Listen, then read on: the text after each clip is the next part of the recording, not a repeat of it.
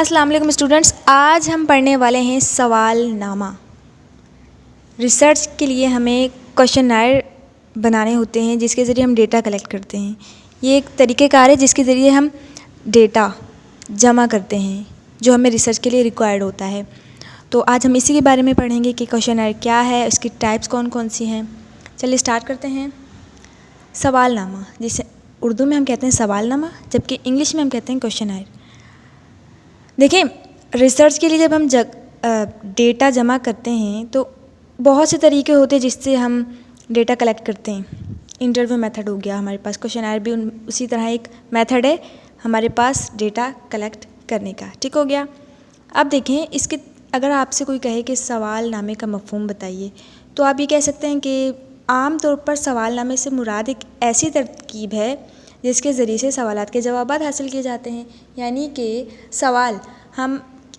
सवालनामे में क्या होता है कि हम एक सवालात जो होते हैं वो एक पेपर पर लिख देते हैं। यहाँ पर हमें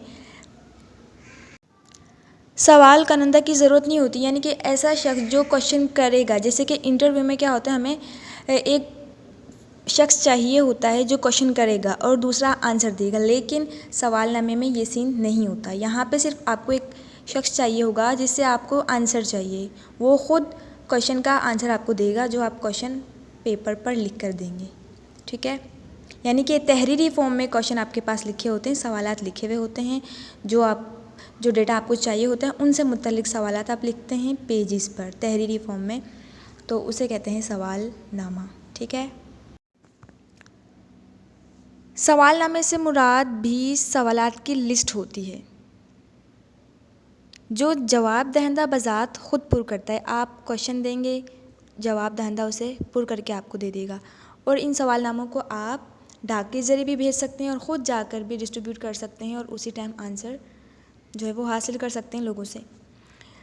सवालनामे के तरीके में सवाल करने की ज़रूरत नहीं होती, ये बात याद रखिएगा। इंटरव्यू में इस चीज़ की ज़रूरत होती है, लेकिन यहाँ पे इस चीज़ की ज़रूरत नहीं होगी। लिहाजा क्वाइफ हासिल करने के इस तरीके में इंटरव्यू शामिल नहीं होता।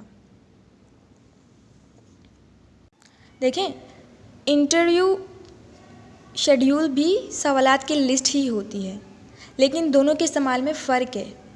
वो क्या फ़र्क है देखते हैं।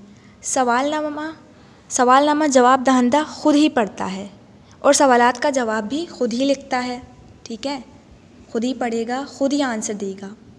ठीक है, और इंटरव्यू शेड्यूल सवाल करना अपने पास रखता है और जवाबात ख़ुद ही दर्ज करता है। जबकि इंटरव्यू में आप देखें ना, तो क्वेश्चन करने वाला क्वेश्चन ख़ुद करेगा, यानी कि ख़ुद पढ़ेगा और उसके पास जवाबात दर्ज होते हैं जो वो ख़ुद दर्ज करता है।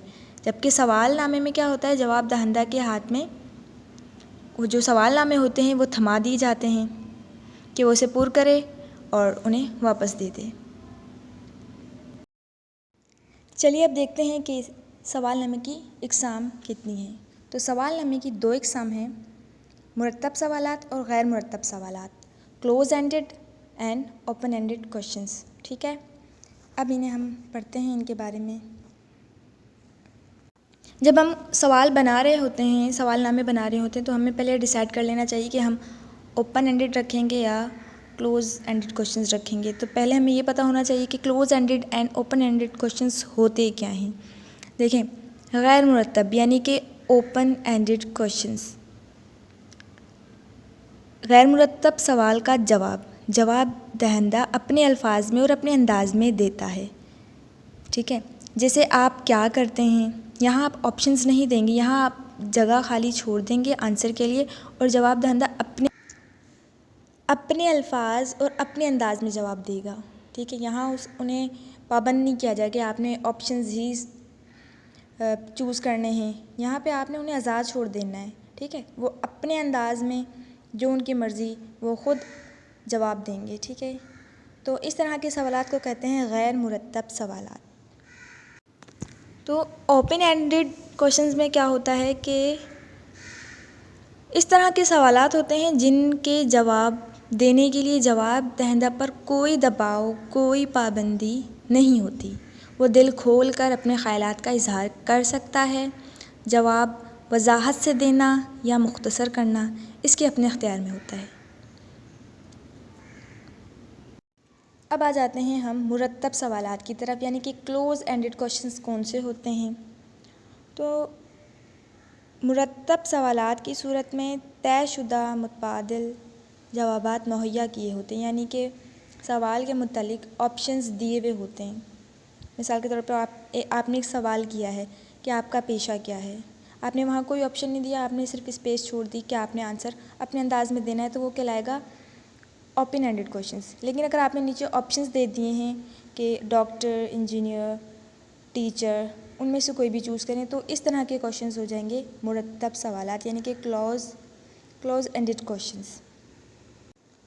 तो उम्मीद है आपको आज का लेक्चर समझ आया होगा। सवालनामे किसे कहते हैं? तहरीरी फॉर्म में आप क्वेश्चंस दे रहे हैं, तो उनका आपको जवाब दहिंदा आंसर देगा, वो क्वेश्चनर कहलाएंगे, सवालनामे कहलाते हैं। और इसकी दो टाइप्स हैं, मुरत्तब और गैर मुरत्तब। जो मैंने अभी डिस्कस की थी, मुरत्तब में ऑप्शंस दिए हुए होते हैं, जबकि गैर मुरत्तब में आपको आज़ाद छोड़ दिया जाता है, आप अपने अंदाज में जवाबात दे सकते हैं। ओके, अल्लाह हाफ़िज़। नेक्स्ट लेक्चर में हम क्वेश्चनर का ही टॉपिक कवर करेंगे और सवालनामे की ख़ुसूसियात पढ़ेंगे कि इसकी ख़ुसूसियात कौन सी हैं और इसके क्या फ़वाइद हैं।